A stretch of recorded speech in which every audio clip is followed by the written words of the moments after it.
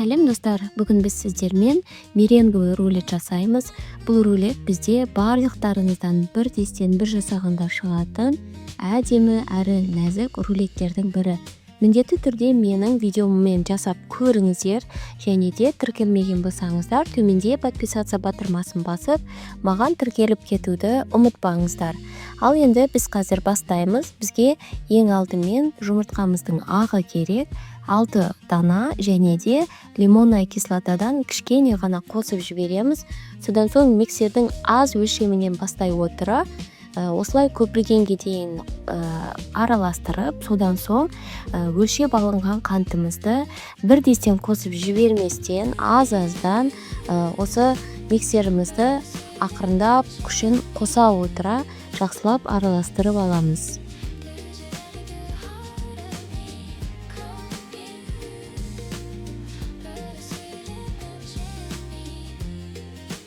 Қыздар, бізде бұл процесс 6 немесе 7 минутты қамтиды. Осы уақыт аралығында сіздердің қанттарыңыздың барлығы осылай миксерлей отырған кезде барлығы еріп кетуі қажет. Осылай төңкерген кезде сіздердің ақуыздарыңыз түсіп қалмай, қимылдамай тұру керек, сонда сіздердің массаларыңыз дұрыс шықты деген сөз. Енді біз үстіне крахмалды да қосып, кішкене араластырып аламыз. Араластырып болғаннан соң, осылай лопатканың көмегімен барлығының жан-жақтарын жинап, ортаға дайындап аламыз. Енді біз пергамент қағазын ыдысымызға төсеп, алдын ала 150 градуста қызып тұрған пешімізге 30 немесе 35 минутқа пісіруге салып жібереміз.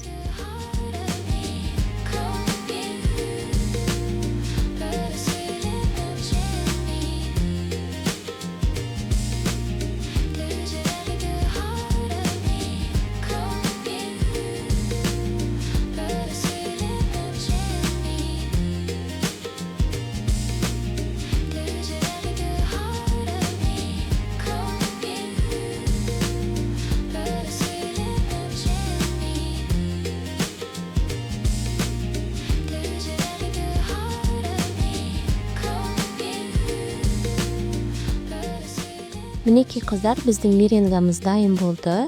Енді қазір біз үстіне тағы да пергамент қағазын төсеп, содан соң үстіне решетканы қойып, біз аударып аламыз. Мен решетка қойған кезін түсіруді ұмытып кетіппін. Сондықтан да сіздер өздеріңіз міне осылай пергамент қағазын қойғаннан соң решетка қойып, аударып алғаннан соң ақырында осылай астындағы пергамент қағазын алып тастаймыз.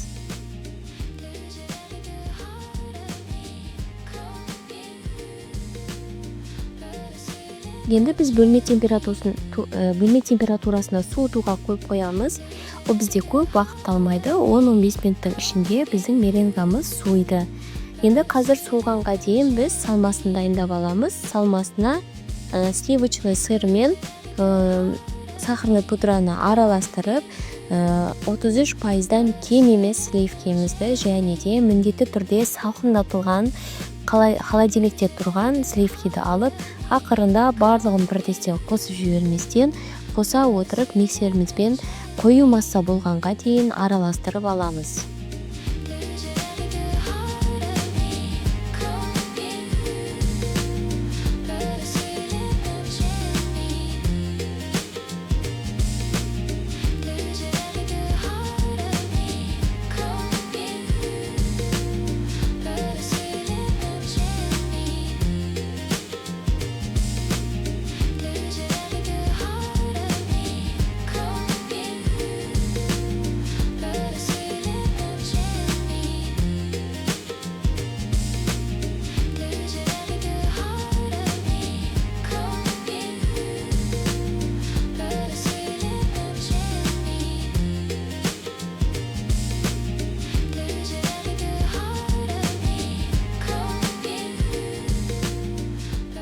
Мінекей қыздар, біз жасап біттік салмамызды.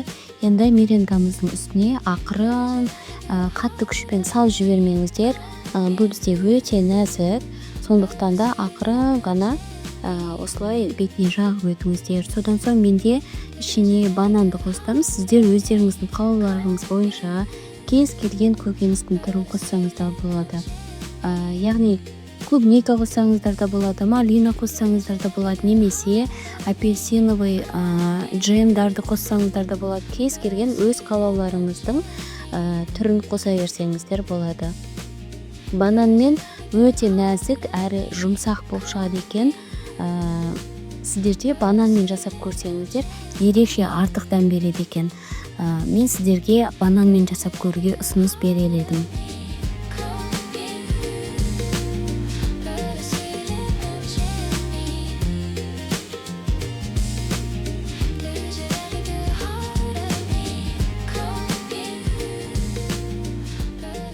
Енді осылай пергаментті қағазымызбен қоса отырып, ақырында біз қазір рулетімізді дайындап аламыз.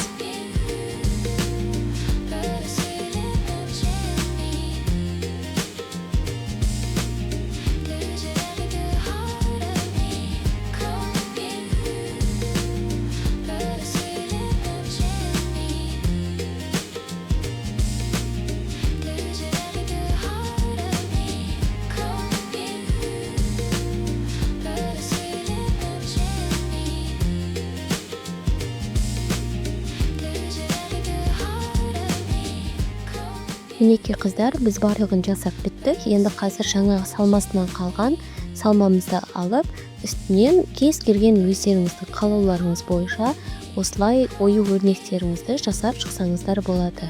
Және де өздеріңіздің қалауларыңыз бойынша үстіне клубника немесе жаңағы мандарин, апельсин сияқты неше түрлі көкөністердің кішкенелерін қойып, әдемілеп, әсемдеп әрлеп шықсаңыздар болады.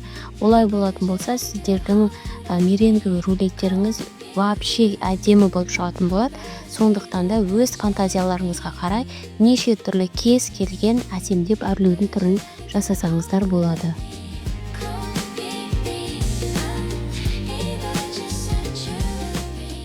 Мінекей қыздар, бізде осындай рулет дайын болды. Біз ортасын қарап көрсеңіздер, өзі өте нәзік әрі жұмсақ. Сондықтан да сіздер осылай видеода көрсетілгендей етіп жасап көріңіздер. Сіздерден де міндетті түрде бір жасағаннан да шығатын меренговый рулеттің рецептісін ұсынып отырмын. Мінекей қыздар, қазір кескеннен соң тағы да бір көрсетіп өтемін. Нәзік, жұмсақ, әдемі біздің меренговый рулетімізді қабыл алыңыздар. Барлықтарыңыз жасап көріңіздер, ас болсын, сау болыңыздар.